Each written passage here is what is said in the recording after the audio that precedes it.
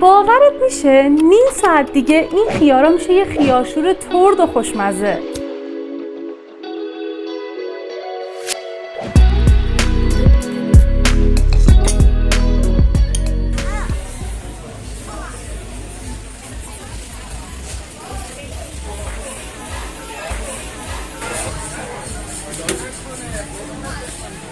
اینم قیمت فروشگاهیش.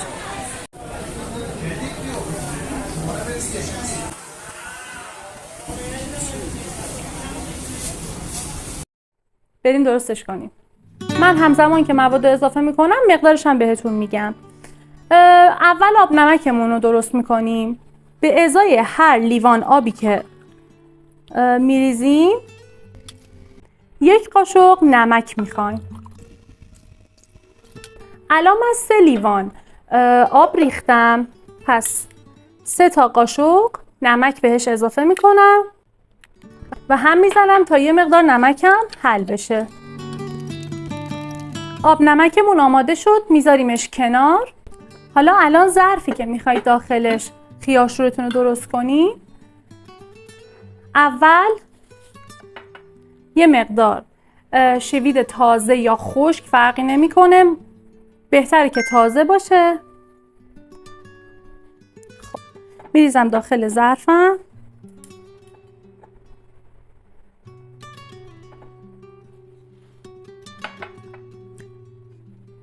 دو سه حبه سیر اضافه میکنم.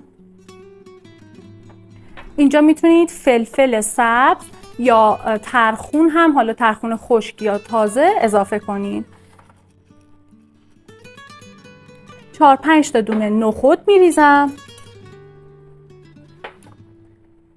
و خیارامو روش میچینم.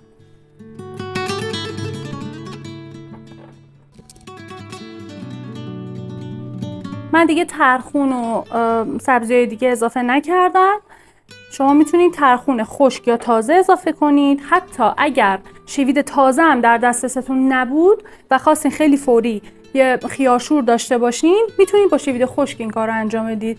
من امتحان کردم، فوق‌العاده است. هیچ تاثیر بدی نمیذاره توی روند کارتون. دوباره یه 2 تا حبه سیر. حالا الان بچه‌ها ببینین، میتونید تا بالا پرش کنین. خب به اینجا که رسید من دیگه خیارشورمو چیدم. الان هر ظرفی که داشتین تا 1/3 رو سرکه قرمز اضافه کنین.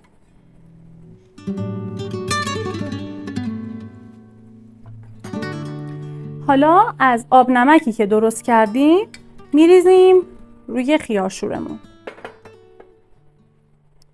تا ظرفمون کامل پر بشه. حالا میتونید یه مقدار اگر روی ظرفتون بازم خالی مونده یه مقداری میتونید با سبزی ها پرش کنید.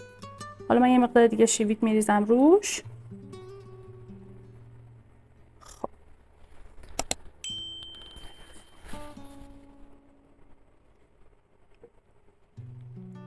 خب بچه ها الان درشو خیلی خوب کیپ میکنم. میریم که ادامه رو بهتون نشون بدم.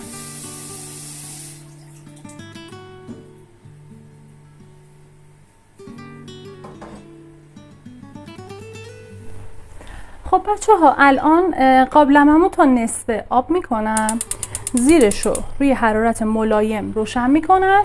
ظرفمو که از خیار پر کردم درشو کاملا مطمئن میشم که سفت بسته شده، میذارمش داخل قابلمه. اجازه بدیم با حرارت کم نیم ساعت، حدودا نیم ساعت، حالا 20 دقیقه یا تا نیم ساعت بجوشه تا تغییر رنگ بده. به محض اینکه خیارشورتون تغییر رنگ داد، رنگش عوض شد، آماده است. اجازه بدید کاملا خنک بشه، توی یخچال بذارید. بعد از 24 ساعت یه خیارشور فوق العاده ترد و خوشمزه دارید.